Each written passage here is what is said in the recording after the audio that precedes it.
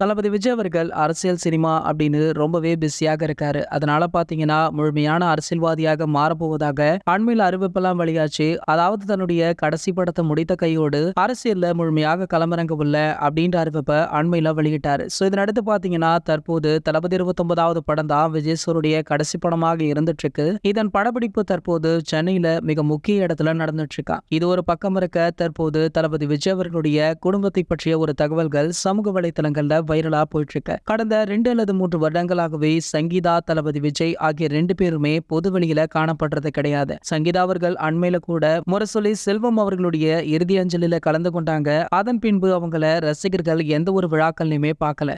தளபதி விஜய் அவர்களும் அவங்களுமே ஒன்னாக இருந்த புகைப்படங்கள் வழியாகி கிட்டத்தட்ட 3 ஆண்டுகள் ஆகிடுச்சு. அதனால தற்போது சமூக வலைதளங்கள்ல இவங்களுக்கு விவாகரத்து ஆகிவிட்டதா, என்ன பிரச்சனை அப்படின்னு பல கேள்விகளுமே எழத் தொடங்கியது. 2 பேர் தரப்புல இருந்துமே எந்த பதிலுமே வெளியாகல. மேலும் இவங்களை டார்கெட் பண்றதை விட்டுட்டு அவங்களுடைய பெத்தவங்களான சந்திரசேகர், சோபா ஆகிய 2 பேரிடமுமே கேட்டபொழுது கூட அவங்களுமே மௌனம் சாதிச்சுட்டு இருக்காங்க. தற்போது வந்துள்ள தகவல் என்ன அப்படின்னு கேட்டீங்கன்னா, 2 பேருமே பிரிந்துதான் இருக்காங்களாம். ஆனால் விவாகரத்தெல்லாம் ஆகவில்லையாம். ஒரு சில பிரச்சனைகள் காரணமாக இருவருமே பிரிந்து விட்டதாக சொல்லப்படுது. தற்போது இதற்கிடையில அவங்களுடைய மகன், மகள்களான இருவருமே சமரசம் பேசி வருகிறார்களாம். ஆனால் 2 பேருமே அதற்கு இடம் கொடுத்த மாதிரி தெரியல அப்படின்ற செய்தியுமே வெளியாகிருக்கு.